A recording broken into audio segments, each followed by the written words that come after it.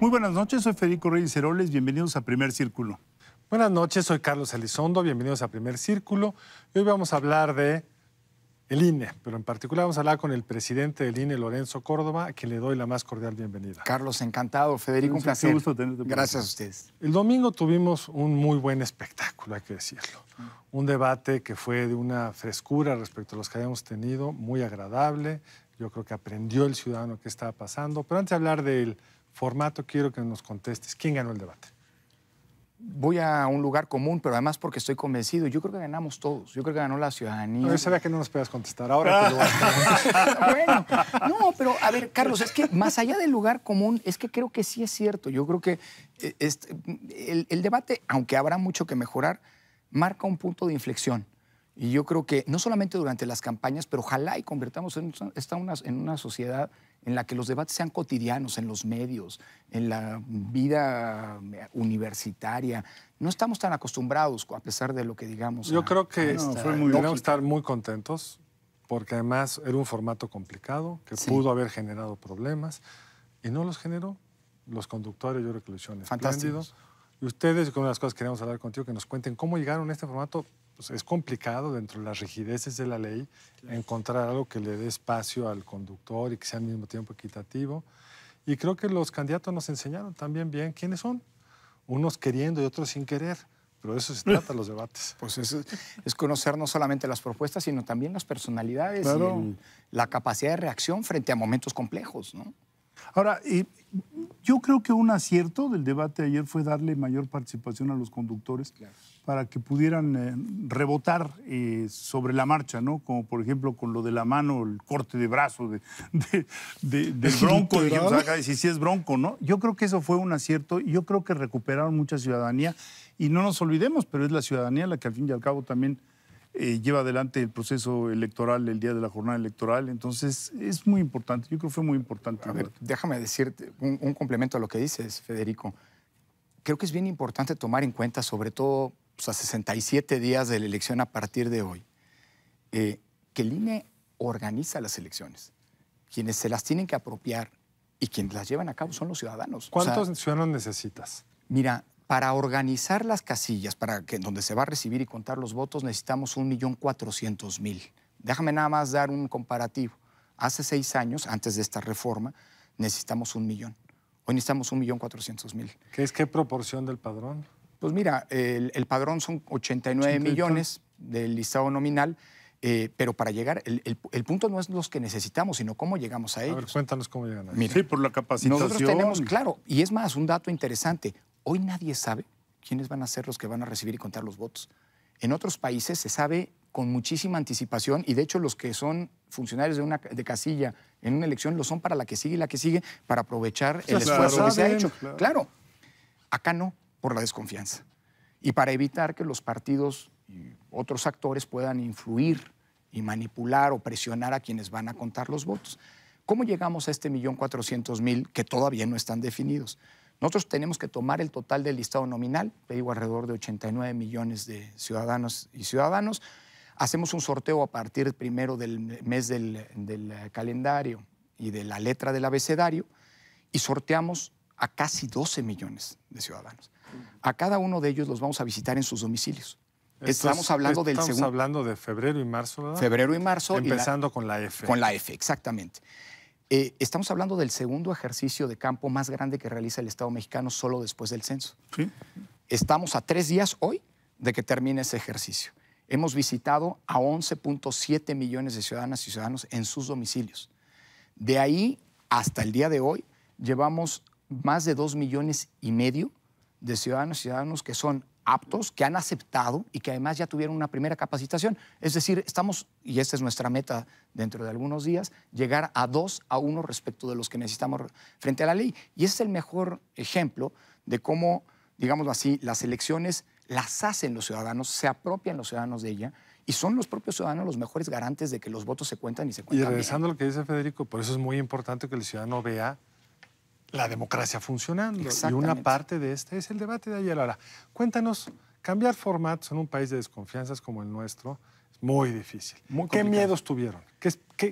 Cuando tú estabas ahí en el salón, decías, híjole, ojalá que no pase qué. Déjame dar un paso atrás y atender tu pregunta o tu planteamiento hace un momento. ¿Cómo llegamos? A ver, este debate se lleva preparando alrededor de 10 meses. El año pasado tuvimos contacto con el NDI y con el Instituto Nacional Demócrata de Estados Unidos, que es uno de nuestros aliados históricos, que a su vez nos pusieron en contacto con las comisiones organizadoras de los debates presidenciales de Estados Unidos, de Chile, de Colombia, de Francia, y organizamos en noviembre pasado, octubre-noviembre pasado, un foro en donde vinieron los que organizan los debates en otros lados a contarnos sus problemáticas, sus complejidades y finalmente la historia que ellos han llevado a cabo.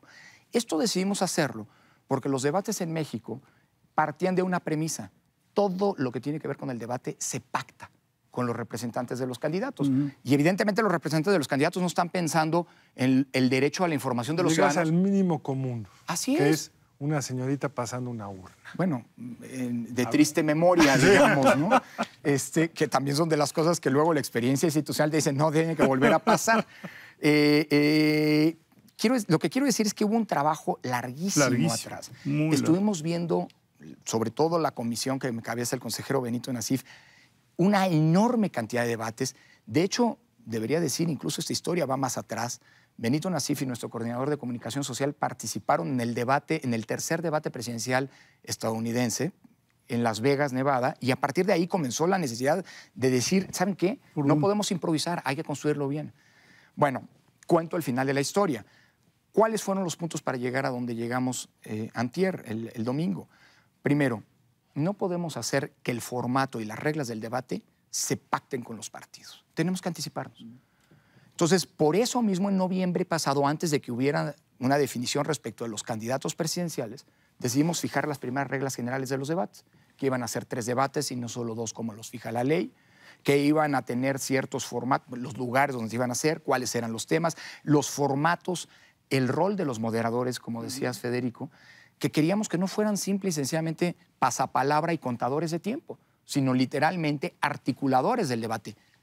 Déjame decirlo de esta manera, actores, que no protagonistas, que incitaran el debate, claro, que propiciaran poniendo preguntas y conminando a responderlas, pues una interlocución que fuera, por eso yo lo decía antes de arrancar el debate, que fuera un espacio no para los partidos, no para los candidatos, sino para los ciudadanos. Entonces, digamos, bajo esa premisa llegamos acá. Al final, por supuesto, hubo un espacio de interlocución con los representantes de los candidatos, pero no tanto para tomar las grandes decisiones, sino más bien para retroalimentarnos de lo que eran sus preocupaciones. A ver, Lorenzo, te va a tocar un proceso no solo por la numeralia, es un proceso enorme, sino también por los cambios que se han introducido, un proceso que puede ser, digamos, de alguna manera desconcertante para el ciudadano. ¿A partir de qué? Se cambiaron las formas de contabilización de los votos a partir de la elección en Coahuila. PREP, ¿cómo ves el escenario? ¿Qué puede esperar el ciudadano esa noche? Que yo creo que es muy importante esa costumbre de observar el proceso electoral después por los medios de comunicación e irte a dormir. Mira, yo creo que tenemos un proceso electoral, como dices, inédito en muchos sentidos, en sus dimensiones, en sus complejidades. Sí. Vaya, la reforma 2014 volvió a poner sobre la mesa de las preocupaciones de la autoridad electoral algo que ya era como rutinario, sí, déjame decirlo así, la parte técnica, la parte organizativa, cómo se capacita, cómo se cuentan los votos en las urnas, en fin, todo eso ya estaba hecho. Con la figura de la casilla única en 30 estados, es decir, un único centro de votación para recibir la elección federal y la elección local, pues nos cambió radicalmente y esto volvió a replantearse como un problema, o más bien como un tema que no tenía que ser problemático y eso implicó muchísimas horas de trabajo. ¿Cuál es el principal, digámoslo así, desafío que estamos teniendo para responder a tu pregunta? Explicar. Yo creo que las experiencias de los procesos electorales pasados, como los del año pasado en específico, nos llevaron a asumir que el proceso electoral, el sistema electoral ya no es comprensible para cualquiera. Y tenemos que volver a explicarlo. A ver, ¿cuáles son esas dificultades que un ciudadano enfrentará ahora, experto ya en previos procesos? ¿Qué es lo que va a haber distinto el día de la elección? Mira, yo creo que va a haber distinto, primero, la primera aproximación a la elección. Una sola casilla. Hay una sola casilla, en donde, por ejemplo, en entidades como la Ciudad de México, va a haber 6 votaciones distintas. Sí, claro. O sea, no solo 3, como estábamos acostumbrados, sino 6. Y esto, pues digamos, que puede ser una primera cuestión, digamos, de diferencia, trae detrás de sí una gran cantidad de novedades, empezando por el hecho de que esas 6 elecciones van a ser contadas por los mismos ciudadanos que están recibiendo nuestros votos. No es de una mesa a otra, como en el pasado. No era de una mesa a otra y no había una división del trabajo en 2 mesas. Ahora es una única mesa que tiene que hacer el cómputo de 6 elecciones. Sí. Y esto va a significar inevitablemente tiempo. Tiempo. Porque las boletas, los votos se cuentan a mano en nuestro sistema electoral. Afortunadamente, no los pueden hackear los rusos. No nos pueden hackear los rusos podrían, pero los rusos y los gringos y todos los demás, los norteamericanos, es decir, nosotros nos estamos preparando, por cierto, para cualquier tipo de hackeo, venga de donde venga, ¿no? Dicho eso, claro, los sistemas de información preliminar son clave. Voy al punto. Esta nueva, digamos, realidad de la parte técnica y operativa puede traer consecuencias bien delicadas como el hecho de que los resultados tarden más en salir. Por eso era importantísimo y el debate que tuvimos con el tribunal que salió bien, con el tribunal electoral, para poder contar con el conteo rápido a las 11 de la noche y no a las 4 o 5 de la mañana, que es a donde nos habría llevado pues, el trabajo técnico y operativo de contar no 3, sino 6 elecciones. Y es un procedimiento que tú te sientes tranquilo. Absolutamente por una ventaja, no lo hago yo. Eso ayuda mucho. Lo hacen los mejores estadísticos, actuarios del país. Pero los vas a alimentar con el cuaderno de trabajo. Eso se va a tomar, los datos se van a tomar de las casillas, se van a pasar a un comité de expertos que están encerrados en un búnker, que están aislados de lo que ocurre afuera para que no reciban ningún tipo de presión y que el trabajo sea científicamente puro. Yo puedo estarme mordiendo las uñas allá afuera y conmigo 125 millones de mexicanos que estamos esperando los resultados. Pero hasta que ellos no nos digan, aquí están las cifras, aquí están los datos y estas son las tendencias de votación, hasta entonces no vamos a salir. En la elección del 6 pasó que estaba tan cerrada la elección que quedó dentro del cruce posible de las probabilidades de un resultado con este método que es estadístico y tiene un cierto margen de error. ¿Qué pasa si estamos en una elección tan cerrada? Nosotros tenemos 2 escenarios. Cuando me entreguen los resultados del conteo rápido los miembros de este comité técnico, estos científicos, primer escenario, los rangos de votación entre los distintos candidatos no se cruzan. El candidato A tiene entre tanto y tanto % de la votación, el B entre tanto y tanto. No se cruzan. Ahí no tienes problema. El INE no da ganador, esto es importante. El INE da los resultados. Quien va a dar el ganador después de todo un proceso de impugnación es el Tribunal Electoral. Yo voy a dar los resultados y me he obligado, lo dice el reglamento, a dar esos resultados sean cuales sean. El segundo escenario, que es más complicado, es en donde los rangos de votación del candidato que va puntero, déjame decirlo así, y el segundo candidato se cruzan.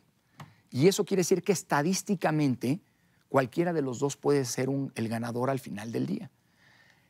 En ese caso, aprendiendo de la experiencia institucional, el INE está obligado, en voz del presidente, a dar los resultados sean cuales sean.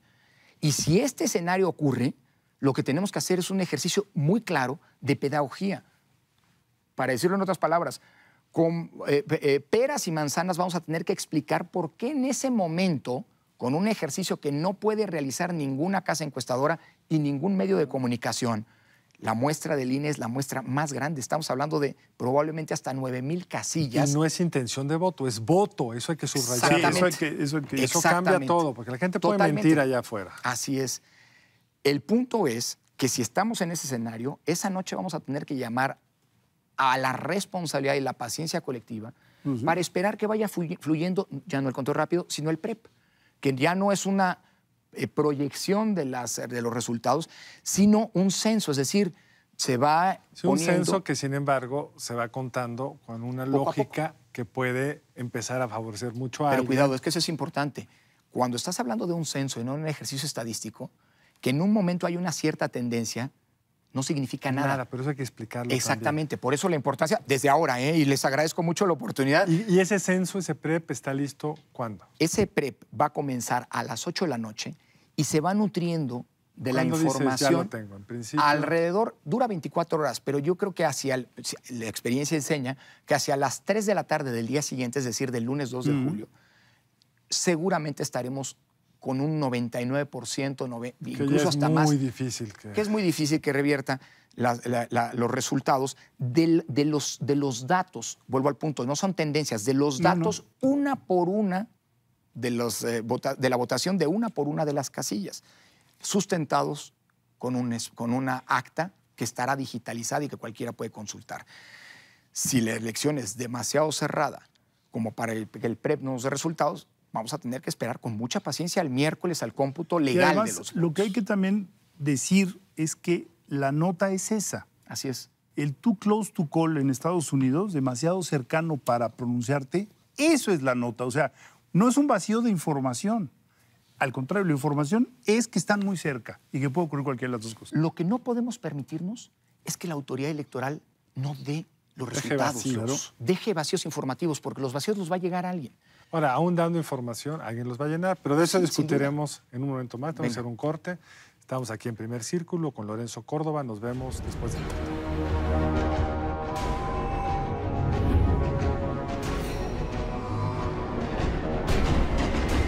De regreso en Primer Círculo con Lorenzo Córdoba. Lorenzo, esas son las elecciones presidenciales de las que se ha estado hablando, el margen, la complejidad de votar o de contar los votos también. Pero hay 9 entidades que tendrán elecciones donde tú también vas a tener que dar, o el INE va a tener que dar esos resultados. Y ahí podemos también ver varias que estén cerradas o con problemas de otro tipo. Bueno, de hecho, con el nuevo modelo, Carlos, estamos involucrados en las elecciones, en las 30 elecciones locales, salvo Baja California y Nayarit, porque no tienen elecciones locales y ahí vamos a hacer elecciones federales. Ese es parte del nuevo modelo. 24 congresos locales. No, hombre, es una locura. La cantidad de cargos públicos que están en disputa son 3,406 cargos. Nunca ha pasado en la historia, producto de la concurrencia de 30 elecciones locales con las federales. Pero el punto concreto, en efecto, las que más llaman la atención a nivel local pues son las 9 entidades, incluyendo la Ciudad de México, en donde se va a renovar al Poder Ejecutivo. Y en esos casos, también abrevando de la experiencia, el INE decidió, así está plasmado en el reglamento de elecciones, que tienen que hacerse conteos rápidos. Ahora bien, vista la experiencia que no fue necesariamente la mejor el año pasado de Coahuila, del conteo rápido de Coahuila, en donde por primera vez el conteo rápido, y eso ya ha sido explicado, no dio resultados que fueran congruentes con el PREP y luego con el cómputo distrital y municipal, decidimos para este año que dado que teníamos que hacer un esfuerzo a nivel nacional, el conteo rápido para la presidencia de la República, pues íbamos también a asumir la responsabilidad de hacer los conteos rápidos de las 9 elecciones de gobernador o de jefe de gobierno. Es decir, vamos a aprovechar la fuerza de campo, para decirlo de alguna manera, del INE. Claro. Nosotros vamos a tener 45,000 funcionarios asistiendo, algunos 2, algunos 3 o 4 o hasta un máximo de 5 casillas, cada uno de ellos dotados, por cierto, con un teléfono celular que adquirimos para tal propósito y que el día de la elección nos va a permitir poder tomar fotografías o videos para combatir las fake news. Perdón que me desvíe, pero con esos teléfonos vamos a nutrir la información tanto del conteo rápido presidencial como de los 9 conteos rápidos de gobernador. ¿Tú estarías anunciando a las 11 todos o cuál es el plan? Yo solamente voy a anunciar el presidencial. Una vez que se tengan los datos de las tendencias de las elecciones de gobernador, serán comunicados por parte del INE a los respectivos presidentes de los órganos electorales locales para que ellos den a conocer dichas En función de cuándo tengas lista la tendencia, igual que la otra. El INE no va a especular, que esto es bien importante. Sí. El propio reglamento que hicimos para evitar cualquier tentación de andar cambiando las reglas al último momento, establece que en el momento mismo en el que el comité técnico me entrega a mí o a los presidentes de los órganos electorales locales los resultados de las tendencias de votación, en ese mismo momento estamos obligados a hacerlos públicos. 3 minutos, tus preocupaciones del 1 de julio. Mira, la primera preocupación se va disipando, que los ciudadanos en este contexto de desencanto con la democracia decidieran no participar y abandonar la elección. Porque si los ciudadanos no jalan con nosotros, no hay modo de hacer elección. No está ocurriendo. Es una preocupación que se va disipando. Buena noticia. Sin duda, sin lugar a dudas. Segunda preocupación, bueno, la conducta de los propios actores políticos, tanto de gobiernos, que tienen una obligación constitucional de mantener, digámoslo así, la imparcialidad y de no decantarse y menos aún utilizar recursos públicos para incidir en las contiendas electorales. Nosotros vamos a estar muy atentos, pero, digamos, es importante desde ahora hacer, pues, digámoslo así, enfatizar esa preocupación. Y por otro lado, de los propios actores políticos. Ojalá, pero sé que eso es un problema cultural muy arraigado, entre nosotros existiera una lógica no de aceptabilidad, déjame decirlo así, de los resultados y eventualmente de la derrota. Mucho me temo que en la noche de la elección vamos a tener a muchos proclamándose ganadores, autoproclamándose ganadores, por eso la importancia es salir a dar resultados. Y en tercer lugar, te diría, el tema de la seguridad, que hasta hoy no ha sido un factor que ha impedido la organización de la elección. Pero en esto, hay que decirlo con todas las letras, ni las autoridades electorales, incluyendo al INE, somos responsables, y sí lo son las autoridades de seguridad pública. Con ellas hay que tener muy buena comunicación, pero hay que crear un contexto de paz pública y de seguridad para que las y los ciudadanos podamos votar libres el 1 de julio. Pues Lorenzo, muchas gracias. Esperamos tenerte Carlos, acá en otra ocasión, antes o después de la elección, porque creo que fue muy útil, muy claro, y felicidades por el debate de antes. Muchísimas gracias, Carlos. Gracias, Federico, encantado. A ustedes, muchas gracias por acompañarnos aquí en Primer Círculo. Nos vemos la próxima aquí en Primer Círculo. Buenas noches.